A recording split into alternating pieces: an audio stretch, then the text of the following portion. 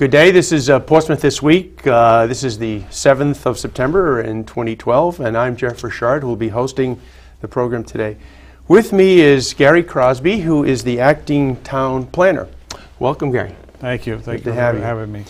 Today we were going to spend some time on a subject which probably doesn't get a lot of press here in town, but it's terribly important to our future, and that is our comprehensive community plan.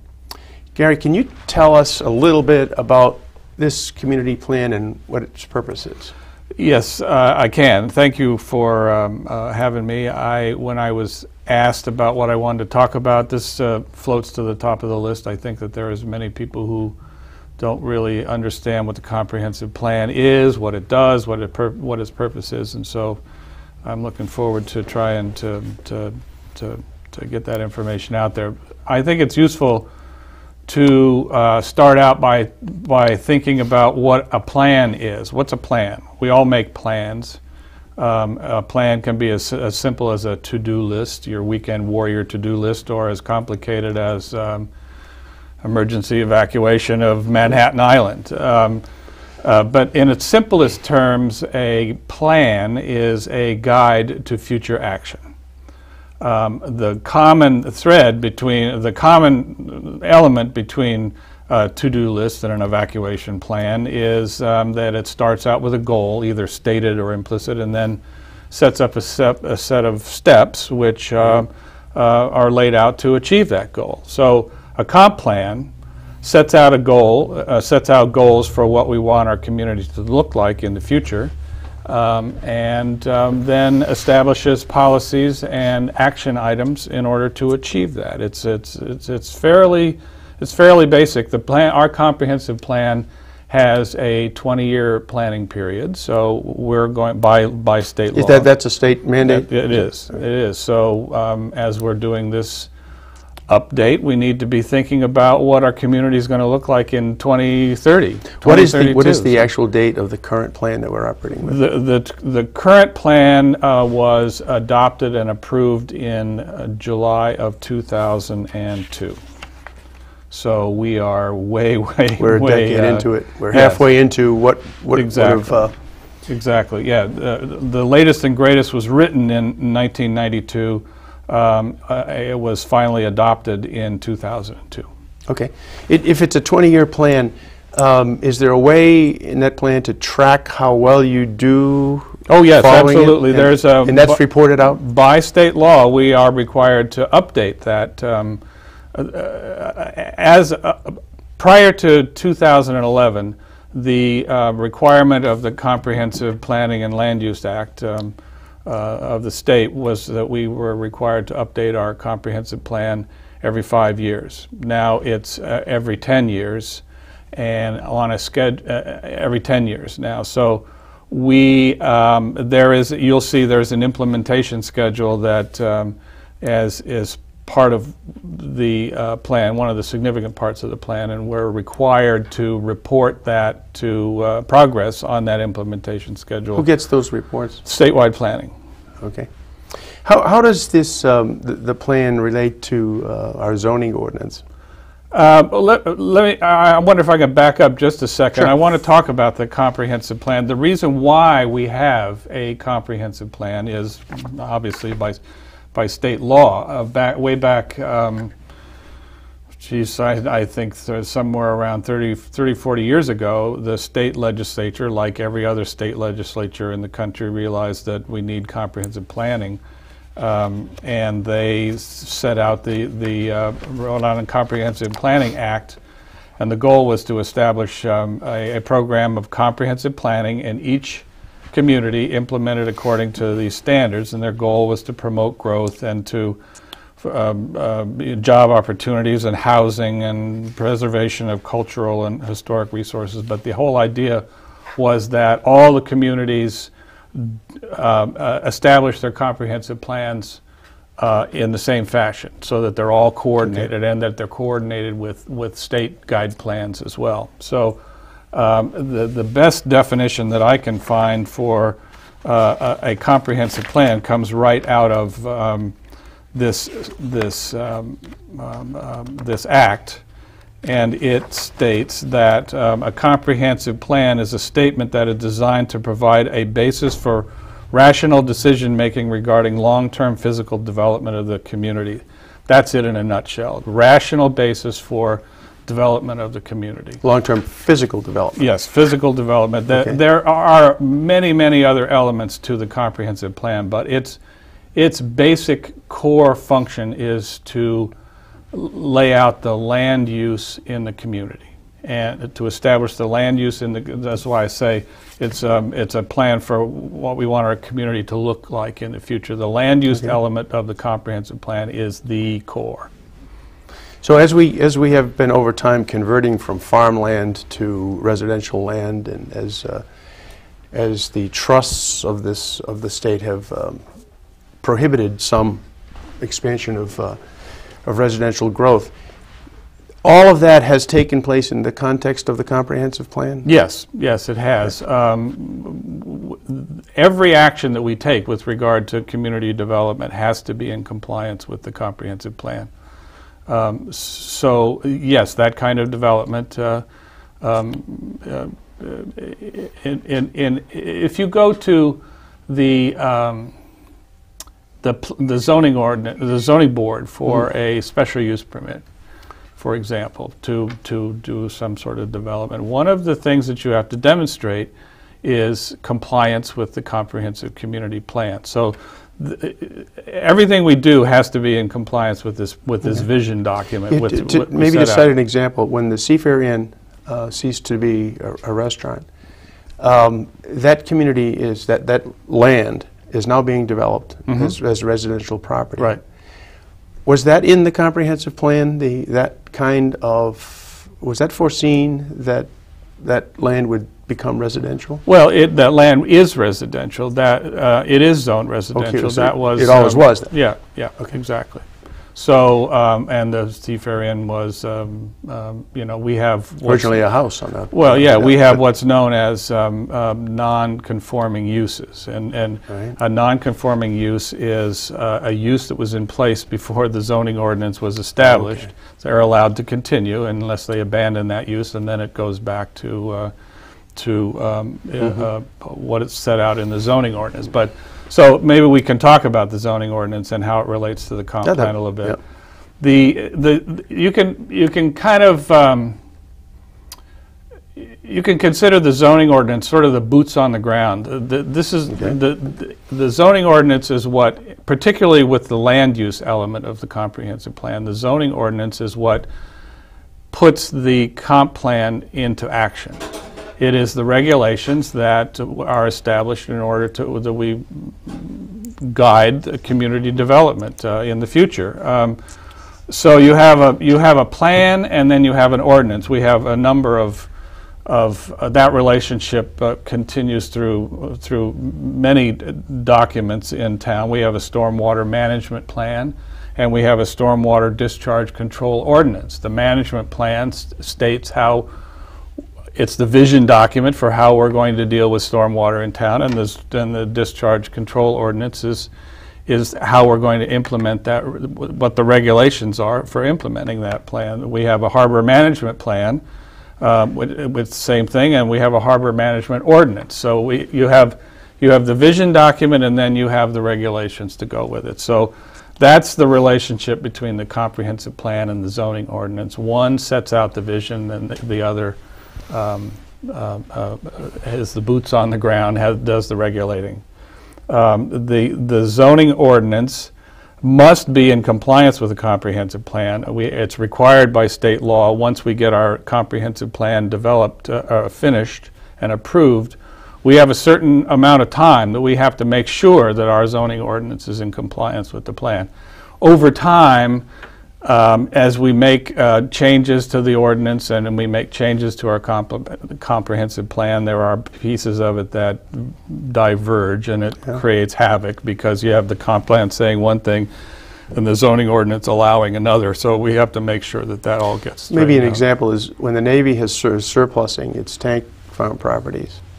How does the use of those properties, assuming that they will for certainly stay in Portsmouth, but how we use them is a subject of conversation, I guess. Absolutely. How is that managed to tie into the comprehensive plan? Well, the comprehensive plan has, as a matter of fact, one of our elements of the comprehensive plan deals with the west side, and I wrote it, and we got it adopted a few years ago now. But it lays out exactly how we feel that land should be developed. The zoning, it currently recommends the zoning that we have there now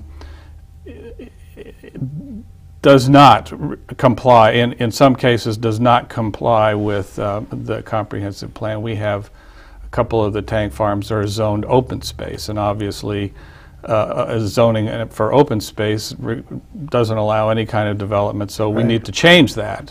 But that's part of that's going to be part of this entire process as we amend the comprehensive plan, including that west side element, that we will have to bring our zoning ordinance into compliance with that. So we are at the point in time where we are revisiting our plan. Yes. That's what I heard you say. Yes.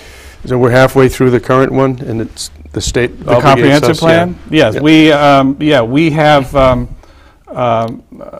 I can skip ahead if you like a little bit. We can talk about what, why it's written and when it was written and why it needs to be updated. It was as I said, it was written in 1992, which is decades ago now, and a great deal of the data and the information in there is getting really quite stale. So it needs to be updated.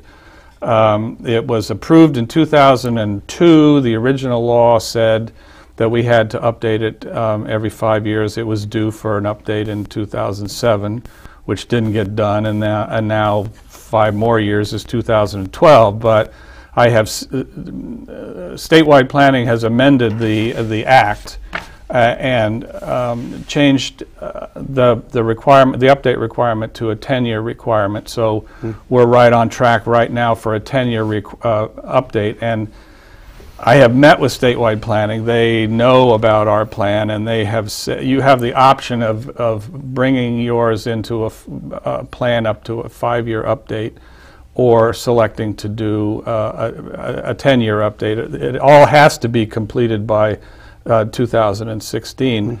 But they have said to us that your plan, a 10-year update for your plan is essentially going to be a complete rewrite, which I think is a great idea. There's a great deal of what's in our plan which needs to be changed. It needs to be reformatted. It needs to be reorganized. So I'm approaching it as though it's going to be a complete rewrite. Does the statewide planning group have? Are they staffed with brilliant Rhode Islanders who assist our towns and cities with their process? You're a one-man band right now in the planning office, and this looks like a very laborious task to commence and then achieve a good community plan. Who's supporting you on how to construct this community plan? Statewide planning is offering quite a bit of support. I met with them once this landed on my desk a few months ago. I began to think about. Obviously, we haven't really been thinking about doing the comp plan for some time, and once it landed on my desk, I got busy pretty quickly and reached out to statewide planning to find out what's available. And they have staff that is available to help. There may be some grant money to help me with some of the data gathering and that sort of thing. And one of the big changes that they have made in the act is, in the past, they have really not wanted to do any kind of review or approval process for the plan unless they saw the entire plan.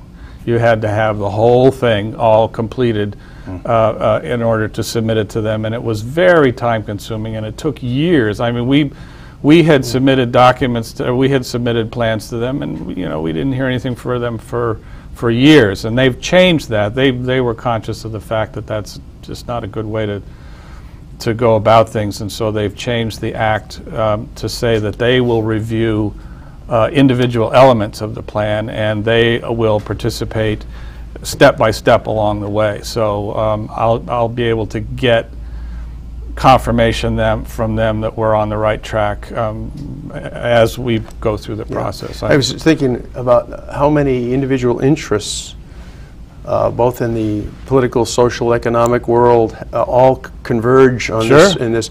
And specifically, I was thinking of Ted Klimm and the Aquidneck Land Trust, and how what their objectives are, and how that fits into the comprehensive plan. Sure. That's very difficult. Well, there is a lot of interests, and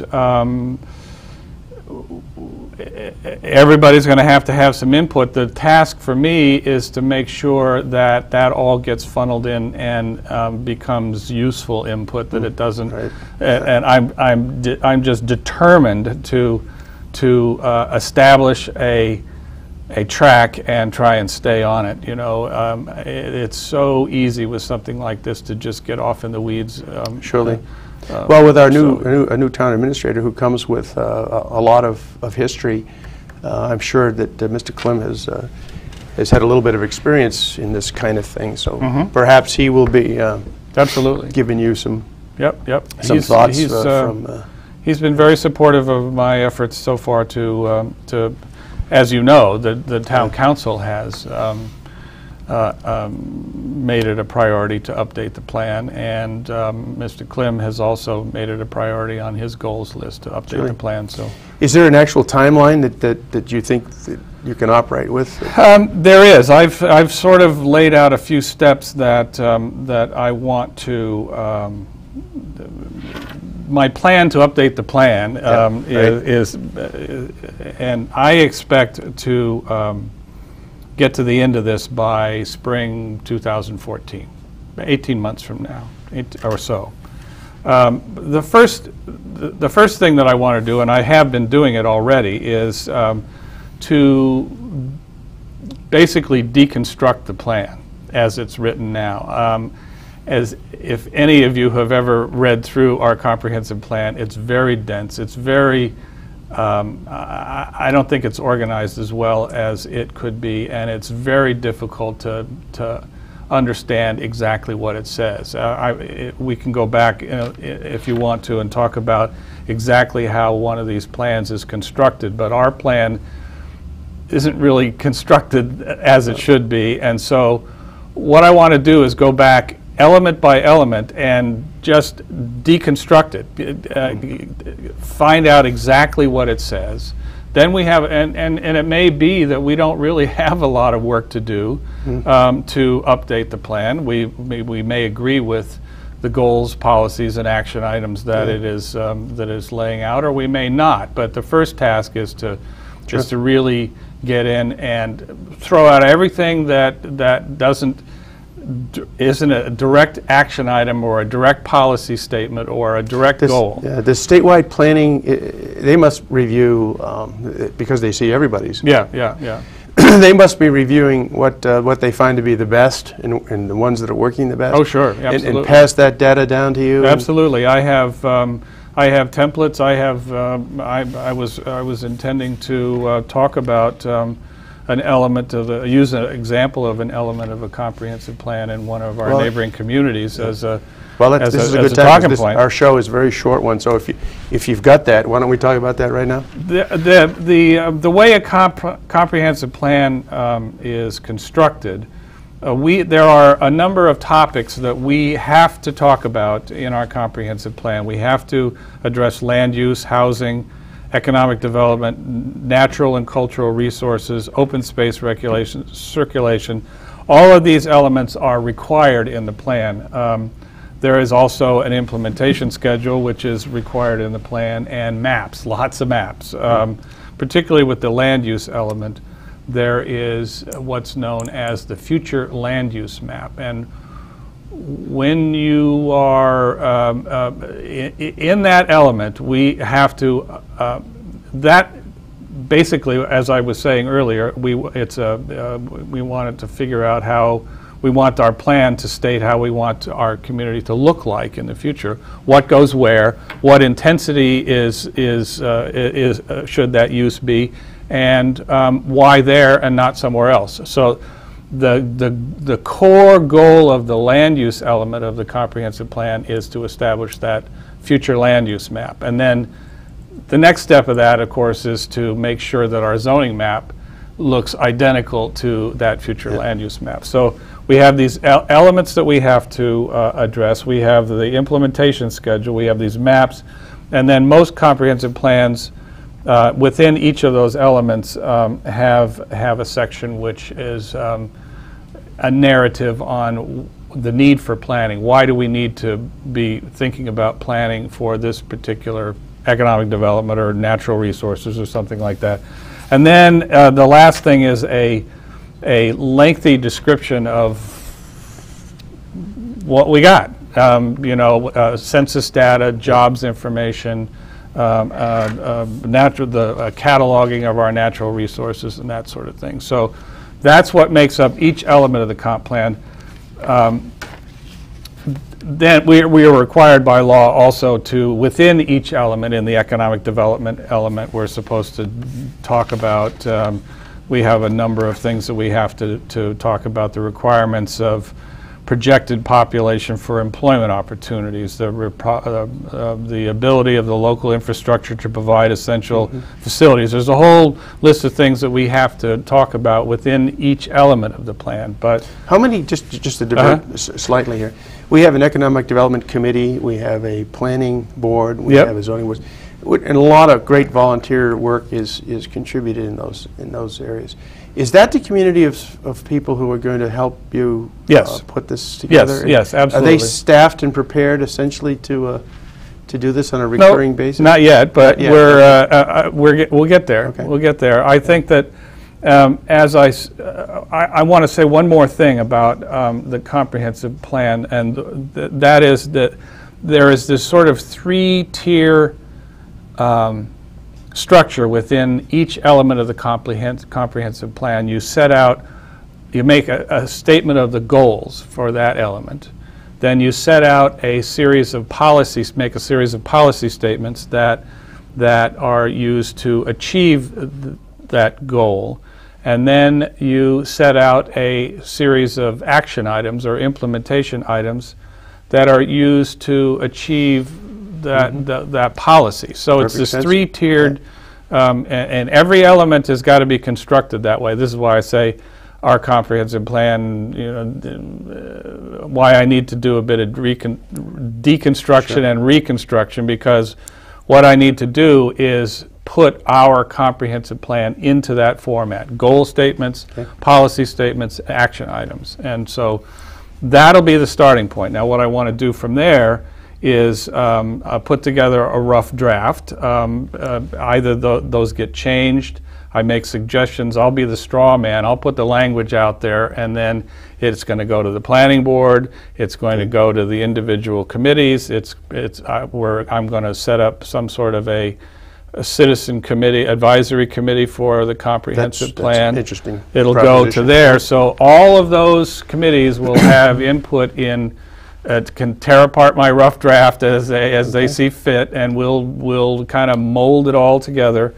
It ultimately ends up in front of the planning board for hearings, and then, as I say, we are free to send individual elements as we're working to them to statewide planning and let them have an input as well. Ultimately, we end up with a final draft we send to statewide planning for provisionary approval. We end up with a final draft that goes to the council for adoption, and it will have recommendations from the planning board, it'll have advisory documents from the committees, it'll have all of that for the council to be able to. Yeah, I'm thinking how really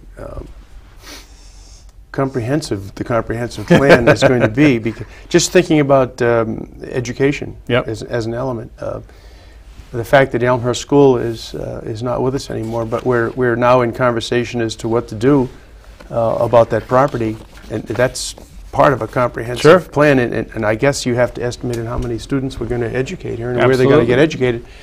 So you sit there and you try to make that forecast, and that is not an easy thing to do. So Well, that's right. One of the things that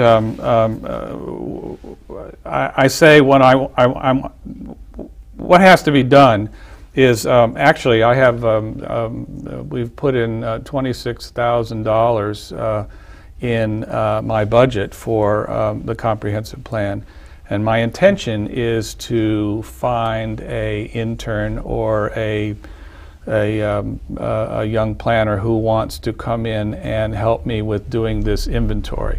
How many students have we got? Yeah. Do some help me do some projections. Just basic grunt work on the inventory of all of this, so that we have something to talk about. I mean, we can't use data from our comprehensive plan anymore. It's so outdated and stale that it's not useful. So my idea is to get somebody working on that inventory, and then we can take a look at that. And we also have $15,000 in my budget to do a community survey. Now, I want a community survey. The only way a community survey is going to be very useful is if you construct it in a way that you can get a statistically useful sample. I recall out of Mr. it. Klimm, when he first appeared here at the program, that he talked about community surveys as part of what he's accustomed to. Yeah. So I want to do those two, get those two things underway, and writing the rough draft and once I get the plan deconstructed and then sort of try and put it back together and get a rough draft going.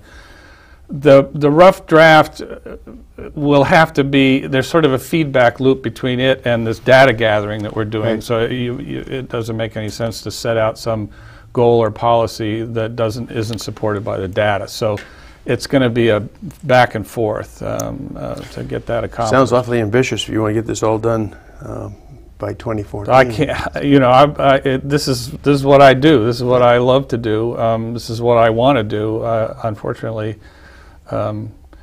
you're right. I am a one-man show, and I have had a great many other things on my plate, as we all know lately. So, but I'm getting there, and I've made a good start so far. I've been going down to meet. Middletown has a comprehensive community plan. They're in the process right now. They have so they're redoing their plan as well? They are. And they have a citizen committee. I've been going down and attending their meetings to see how it's the citizen committee specifically for the comprehensive plan? Yes. To see how they're going about it. So you had mentioned something about the possibility of having a citizens review committee. Yeah. After the fact, or No. This will be right no, not right now. I think once I get the data gathering taken care of, and maybe this community survey done, and get some sort of a rough draft so they can have something to talk about. Oh, absolutely. I mean, in the past we have tried to basically our update has basically been send the community plan out to all of our committees and have them say what they like and don't like, and then get back to us. And I don't want to do it that way. Very good. We are running out of time, Gary, for this particular segment. We've got about 30 seconds left. I am duty bound to ask because you're one of the principals in town. One sentence. Where are we with the wind turbine? One sentence. We are in the process of gathering information, as I have been since mid-June, to try and lay out options for the town council on how we should proceed to repair all the options that are available to us. We're getting closer to a... We are. We will have something for them for their September 24th. Council fantastic. Meeting. Listen, thank you, Gary Crosby, for being with us today. He's our acting town planner. And thank you for watching. This is Portsmouth This Week.